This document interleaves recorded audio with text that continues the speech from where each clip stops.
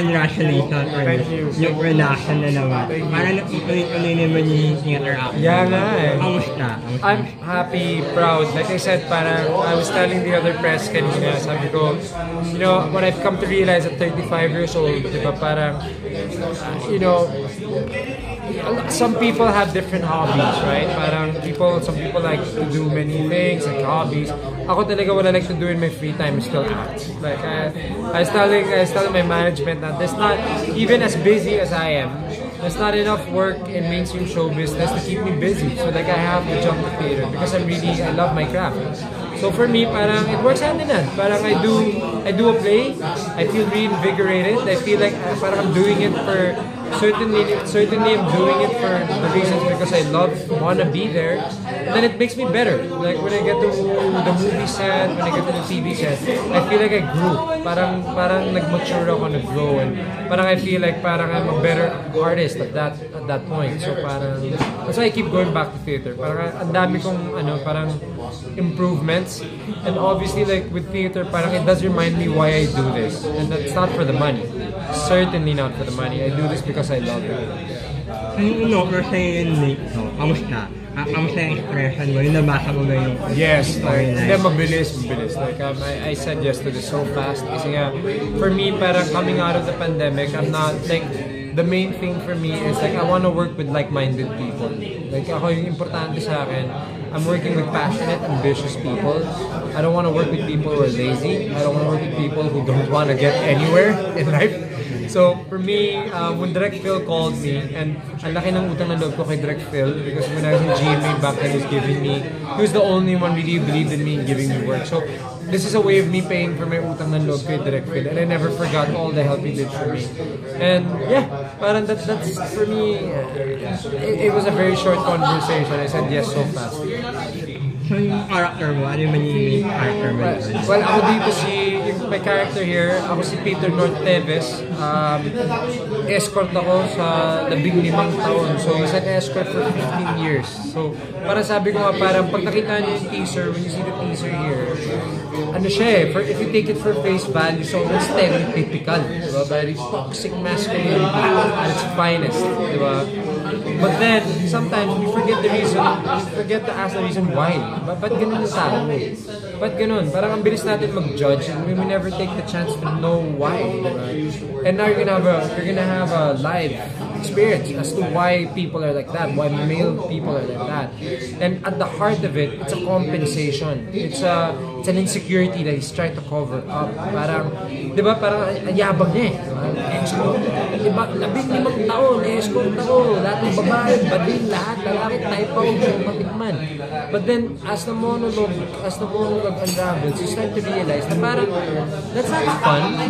That's a soul-eating experience. Parang every time na ginagawa niya yun, kailangan niyang convince yung sarili niya na okay yun, na okay, may pera ako, may kotse, he has to tell himself these things.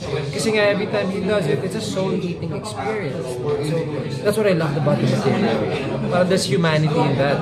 Parang di ba ganun tayo? Di ba? Parang we have to justify things that we do, and we have to put purpose into things. Pero when you look at it at the core, di ba? Parang at the core, it's so simple. Parang it's a way of it. So, that's why I love this material. Ang lalim niya. Parang in the surface, it looks so stereotypical. So, parang something you'll watch out of Box TV. Alam mo yun? Something out of like something you'd watch out of like bad TV, But then, when you start to listen to him, and when you get used to him, na parang na-judge na ako. That's what I love about this material. Kasi nung X-Ray Night, na-judge na nila eh. Parang ganyan na siya eh. And then as it unravels, as makikita mo yung reasons niya as to why niya ginagawa yun, then you realize, fuck, ganun pala yun. Pardon my language, sorry. Edit ko na lang yun. But, yun. Sorry, I came from rehearsal, so medyo vulgar pa yung mga salita. May help the reference mo on that character or na-research ka na for that? What's that, sorry? You have reference ba on that character? Honestly, it's a facet of myself. It's also a facet of myself. I think, yes, I have references. Yes, I have inspirations. Diba? The stereotypical thing is all inspirations of this toxic masculinity characters that are in my head, who I envision as these characters. But I really related to him in a sense of saan nanggagaling sa puso because I was like that once. I was arrogant once. I was not compensating, but I used to want to be the loudest person in the room. And because the reasons for that is because in show business go through a lot of insecurities. You wanna be noticed, you wanna be, you know what I mean? So nakakonekta ako sa kanya with my experiences, with my personal account. And then at the same time, I have my references. But once the heart comes in, that's all me. That's my personal account. Yeah. Yung character mo, hindi mo open-minded na may mga tao around na mag-usapan, not just na naiitin Yeah. mismo yung work mo as a sex worker. Diba? Para Yeah. yan yung character mo, diba? Yeah. Not just na naiitin, but the sex worker. Yeah. Hindi mo man yung parang open-minded na may mga tao na ang laki na sex worker is a work, not just a sex worker. Well, they're gonna hear a lot of that here with my material. You'll see. Like I said, parang i-justify niya na okay ginagawa niya. It is the best job in the world. Sex at pera. Diba? Masaya. Diba? But then you realize it's not that happy. Hindi masaya. You can't do this forever. Paano pag nagsawa na sila sa'yo? Paano kung natikmang ka na ng natin tao? Saka na pupulutin? What do you have left? That's the chain of thought that I have as my character. It's fresh because I just read the script.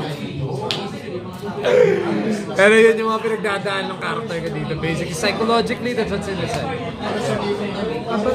Parang second time na kaya kita makapanood sa live theater.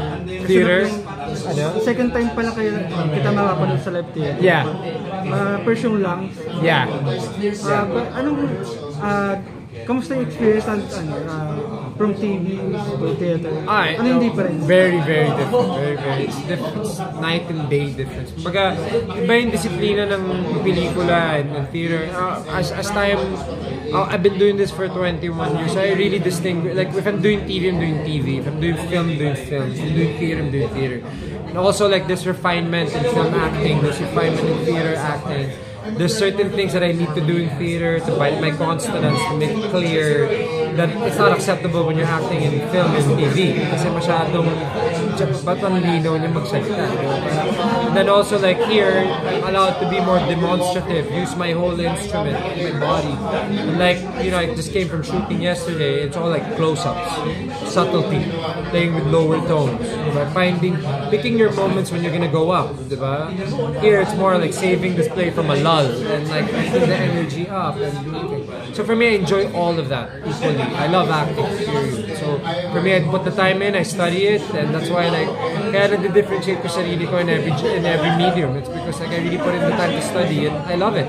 Like I'm still a student at this. Diba? Kahit 21 years ko nang ginagawa, I still feel like I'm still that same guy in acting school, in drama school. So yeah, in States. Yeah. Yeah.